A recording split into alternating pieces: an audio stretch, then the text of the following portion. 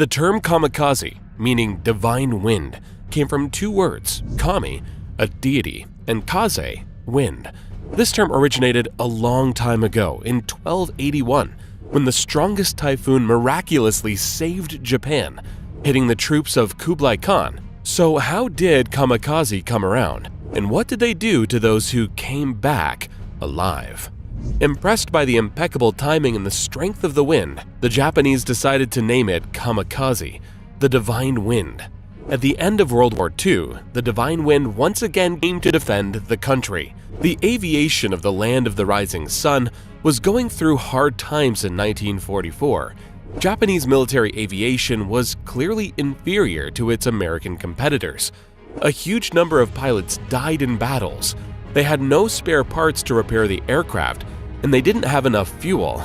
The commander of the First Air Fleet, Admiral Takajiro Onishi, formed detachments of kamikaze pilots, the purpose of which was to destroy enemy ships by crashing into them with aircraft loaded with bombs.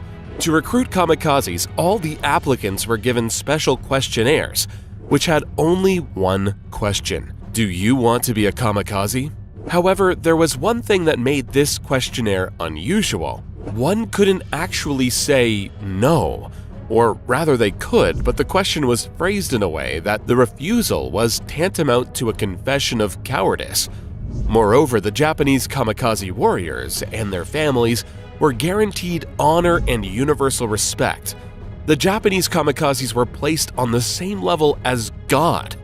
The spirit of the samurai has always been invisibly present in Japan, so lines formed at the recruitment facilities. Sure, not everyone was suitable for the job. Family men weren't allowed to become suicide bombers, which sometimes led to rather absurd situations, at least from our modern point of view. The best example would be the case of one Hajime Fuji, who wasn't allowed to enlist to become a kamikaze, because, as I've mentioned, they didn't let married men with children become suicide bombers, and he had a wife and 2 kids. In order to give her husband a chance to rise up to the level of God, the wife of the would-be kamikaze killed herself and her children. After that, Hajime Fuji was allowed to become a kamikaze. Basically, there were more than enough people willing to die for their country, but there was a serious shortage of aircraft for them. Japan was rapidly establishing aircraft production, but the quality left much to be desired, because all they needed was for the aircraft to reach the target. For example, the Nakajima Ki-115 Tsurugi had landing gear that fell off immediately after the plane took off, so it could be used again. After all, these aircraft weren't meant to land. Along with conventional aircraft, Japanese kamikazes also used rocket-powered wooden Yokosuka MXY-7 Oka gliders. Gliders were attached to the fighter bombers and rose into the sky. After reaching the desired altitude, they detached and used their own rocket engine to reach the target. The Japanese army used anything that could fly and deliver the kamikazes and their dangerous cargo to their targets. The Japanese kamikaze was bound to die.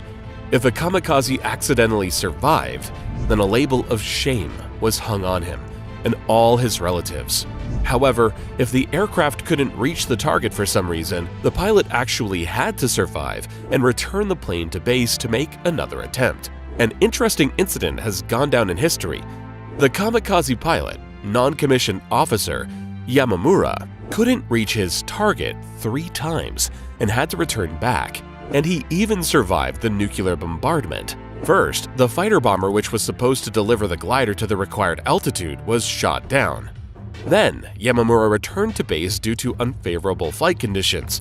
And the third time, the release mechanism got jammed and Yamamura couldn't detach from the carrier aircraft. There were no more sorties, and the unfortunate kamikaze survived the end of the war. In fact, the Japanese kamikazes turned out to be very effective. They destroyed 81 ships of the American fleet and caused serious damage to 195 more, according to Japanese estimates. America provided slightly different statistics, claiming that only 34 ships were sunk and 288 ships were seriously damaged. As always, the truth is probably somewhere in the middle. and that is despite the fact that the vast majority of kamikazes were shot down. We also can't fail to mention the incredible demoralizing effect the Japanese kamikaze had on the American military personnel. It should also be noted that the Japanese kamikaze weren't exclusively aircraft pilots. The Japanese used manned kamikaze torpedoes, which were fired from submarines, and they also used small boats loaded with explosives to destroy enemy ships. During the war, approximately 4,000 kamikaze warriors were trained. They were all young people, less than 20 years old.